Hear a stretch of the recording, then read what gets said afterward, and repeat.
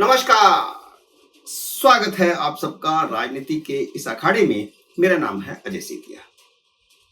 मित्रों, अरविंद केजरीवाल अब छटपटा रहे हैं क्योंकि उनकी कभी हाई ब्लड प्रेशर की, कभी लो ब्लड प्रेशर की, कभी शुगर बढ़ने की, कभी शुगर घटने की, कभी रात को शुगर घट जाने की फर्जी कहानियां कोर्ट में नहीं चल पा रही। इन कहानियों को सुनकर हाई कोर्ट ने उन्हें जमानत नहीं दी और अब छटपटाहट बढ़ रही है क्योंकि केजरीवाल, सिसोदिया और के कविता की न्यायिक हिरासत फिर बढ़ गई है। तीनों वीडियो कॉन्फ्रेंसिंग के जरिए कोर्ट में पेश हुए। केजरीवाल की न्यायिक हिरासत 9 अगस्त तक बढ़ गई है। सिसोदिया और के कविता की हिरासत 13 अगस्त तक बढ़ गई है। केजरीवाल 15 अगस्त को झंडा फहराने के लिए छटपटा रहे हैं, लेकिन सिंघवी की एक नहीं चल पा रही। झंडा फहराने की छटपटाहट के चलते उन्होंने इंडिया अलायंस का धरना करवाया था। पहले तो धरना फ्लॉप हुआ। उसमें राहुल गांधी नहीं गए, उद्धव ठाकरे नहीं गए, तेजस्वी यादव नहीं आए, ममता बनर्जी नहीं आई, हेमंत सोरेन नहीं आए, जिनके लिए उनकी पत्नी झारखंड गई थी। पहले तो धरना फ्लॉप हो गया और उसके बाद अब यह हार्ट अटैक करने वाली खबर आ गई है। ईडी के केस में सुप्रीम कोर्ट ने केजरीवाल को अंतरिम जमानत दी थी, पर सीबीआई का केस तो अभी हाई कोर्ट में अटका है। हाई कोर्ट का फैसला आए तो सिंघवी सुप्रीम कोर्ट जाए। वैसे ईडी वाले केस में अंतरिम जमानत सिर्फ इसलिए मिली थी क्योंकि केजरीवाल ने गिरफ्तारी को चुनौती दी हुई है। अदालत में सुनवाई के समय मसला यह बन गया कि क्या ईडी इस तरह गिरफ्तार कर सकती है? क्या ईडी को यह अधिकार है? हालांकि कानून में अधिकार है, लेकिन एक तरह से इस कानून को ही सिंघवी ने चुनौती दी है, क्योंकि यह मसला 5 जजों की बेंच को सौंपा गया है। सिर्फ इसलिए अंतरिम जमानत दी गई है। सीबीआई की गिरफ्तारी को चुनौती का मामला अभी सुप्रीम कोर्ट पहुंचा ही नहीं, जबकि झंडा फहराने में सिर्फ 14 दिन बाकी रह गए हैं। लेकिन ईडी वाले केस में अंतरिम जमानत में भी 2 शर्तें थी। पहली शर्त यह थी कि अंतरिम जमानत की तरह, जैसा कि चुनावों के समय दी गई थी उनको 20 दिन की, उसी तरह मुख्यमंत्री की कुर्सी पर नहीं बैठेंगे। जब तक बहुत जरूरी ना हो राज्यपाल को फाइल भेजने के लिए, तब तक साइन नहीं करेंगे। जब उन्हें कुर्सी पर बैठने की इजाजत नहीं है तो वह झंडा किस नैतिकता से फहराएंगे?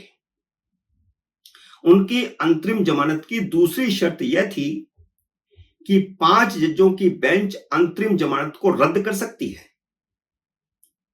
और इसमें यह भी है, अगर लार्जर बेंच ने कहा कि गिरफ्तारी सही है तो अंतरिम बेल अपने आप ही खत्म हो जाएगी और अरविंद केजरीवाल को वैसे ही जाकर के सरेंडर करना पड़ेगा जैसे पिछली बार मजबूर होकर के सरेंडर करना ही पड़ा था। केजरीवाल में जरा भी शर्म और नैतिकता बची होती तो इन शर्तों के बाद वह जेल से उसी तरह इस्तीफा भेज देते जैसे मनीष सिसोदिया ने भेजा था। केजरीवाल में तो सिसोदिया जितनी नैतिकता भी नहीं बची, जबकि केजरीवाल के लग्गू भग्गू इन शर्तों के साथ मिली अंतरिम जमानत को अपनी जीत बता रहे हैं। केजरीवाल क्या इस हालत में बाहर आने को तैयार हैं कि उनके पास मुख्यमंत्री की पावर ही न रहे? वे एक ऐसे राजा बने रहें जो सरकार के प्रीवी पर्स पर चलते रहें और प्रीवी पर्स पर पलते रहें और उनका परिवार भी पलता रहे। वैसे कायदे से सुप्रीम कोर्ट को यह भी कहना चाहिए था कि जब तक वह बरी ना हो जाएं, जब तक उनकी गिरफ्तारी अवैध घोषित न हो जाए तब तक सरकारी आवास खाली करें, सरकारी वाहन और सुविधाओं का भी त्याग करें। आखिर वह खुद ही तो दिल्ली की जनता से ऐसे वायदे करके सत्ता में आए थे कि आरोप लगे तो इस्तीफा, लेकिन वह बेशर्मी से जेल में रहते हुए मुख्यमंत्री की कुर्सी पर चिपके हुए हैं, इस्तीफा नहीं दे रहे हैं। ये वही केजरीवाल हैं जिन्होंने मुख्यमंत्री बनने से पहले कहा था कि आरोप लगते ही इस्तीफा देना चाहिए। तो सुप्रीम कोर्ट को भी चाहिए था कि कुछ तो शर्तें ऐसी लगाते, जैसे उनको कहते कि इस्तीफा ना दो, पहली बात तो इस्तीफा दो, इस्तीफा ना दो तो इन सब सुविधाओं का त्याग करो। कोई स्पीकर अगर दल बदल करने वाले विधायक की सदस्यता पर फैसला नहीं करता, लटका के रखता है, तो सुप्रीम कोर्ट स्पीकर को निर्देश दे देती है कि इतने दिनों में आप इस पर फैसला लो। लेकिन अरविंद केजरीवाल को इस्तीफा देने के निर्देश से सुप्रीम कोर्ट डरती है। कोई समय सीमा भी उनके लिए तय नहीं की गई। इसी सुप्रीम कोर्ट ने 356 लगाने पर केंद्र सरकार को निर्देशित कर दिया कि केंद्र सरकार 356 नहीं लगा सकती, लेकिन कोई बंदा जेल में है, उसको इस्तीफे के लिए नहीं कह रही और कहती है कि वह खुद नैतिकता के आधार पर फैसला करे। अगर केजरीवाल में नैतिकता बची होती तो वह गिरफ्तारी के समय ही सिसोदिया की तरह इस्तीफा दे देते। अब हम बात सीबीआई वाले केस की करते हैं। यह मसला अभी अभी हाई कोर्ट में है। अभी अभी का मतलब अभी सुनवाई हुई है और दोनों केस हैं, गिरफ्तारी को चुनौती वाली याचिका भी और जमानत को चुनौती वाली याचिका भी। दोनों याचिकाओं पर सुनवाई अभी अभी पूरी हुई है और फैसले सुरक्षित हैं। अब यह कोर्ट पर निर्भर है कि वह आज फैसला सुनाए, कल फैसला सुनाए, महीने बाद फैसला सुनाए, 15 अगस्त से पहले फैसला सुनाए या ना सुनाए। और सुना भी दे तो उसका कोई फर्क नहीं पड़ना है, क्योंकि मामला तो सुप्रीम कोर्ट में जाएगा। सीबीआई ने कोर्ट में कह दिया है कि चार्जशीट दाखिल हो चुकी है, वह सुनवाई को तैयार है। सीबीआई ने कोर्ट में यह भी कह दिया है कि शराब घोटाले का सूत्रधार अरविंद केजरीवाल ही है। वह सिसोदिया और विजय नायर के माध्यम से सारा घोटाला मैनेज कर रहे थे। उधर के कविता साउथ लॉबी को मैनेज कर रही थी और के कविता अरविंद केजरीवाल के बिहाफ पर ही साउथ लॉबी को मैनेज कर रही थी।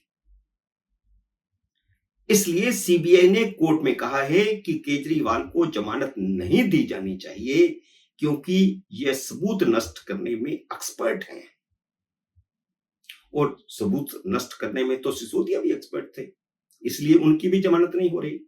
और केजरीवाल की एक्सपर्ट भी सबको पता है, वह तो इसी विभाग में रहे हैं। अगर वह इस्तीफा ना देते इनकम टैक्स से तो हो सकता है अब ईडी में ही होते। उन्होंने एक्सपर्ट कमेटी की रिपोर्ट तक गायब कर दी। शराब घोटाले में जो शराब नीति बनानी थी, उसमें जो एक्सपर्ट कमेटी ने कहा था कि नहीं करनी चाहिए नीति परिवर्तन, उस रिपोर्ट को ही गायब कर दिया। तो सबूत मिटाने में तो एक्सपर्ट है। 170 फोन बदले जिनकी कीमत करोड़ों रुपए में है। जो बंदा करोड़ों रुपए के फोन नष्ट कर सकता है, वह कितना शातिर होगा। और ये करोड़ों रुपए के फोन आए कहां से? वह तो एक मिडिल क्लास फैमिली से हैं, तो यह भी तो बताना पड़ेगा। इसलिए हाई कोर्ट से केजरीवाल को जमानत मिलने की कोई संभावना नहीं दिखती है। फैसला हालांकि सुरक्षित है, लेकिन मुझे तो कोई संभावना नहीं लगती कि हाई कोर्ट उन्हें जमानत देगी। अब उन्हें तय करना है कि मुख्यमंत्री के नाते उन्हें जो झंडा फहराना था, वह कौन फहराएगा। सुनीता केजरीवाल को तो यह अधिकार मिल नहीं सकता, तब तक नहीं मिल सकता जब तक वह मंत्री या मुख्यमंत्री की शपथ नहीं लेती। मुख्यमंत्री की कुर्सी मुख्यमंत्री का आवास नहीं है जिसे वह जनता से छुपाकर शीश महल बना लेगा। मित्रों, उम्मीद है मेरा यह वीडियो आपको पसंद आया होगा। इसे लाइक और शेयर कीजिए। अगर आपने मेरे YouTube चैनल को अब तक सब्सक्राइब नहीं किया तो कृपया सब्सक्राइब करके अपना आशीर्वाद दीजिए। जल्दी मिलते हैं अगले वीडियो में किसी अन्य विषय के साथ। तब तक नमस्कार।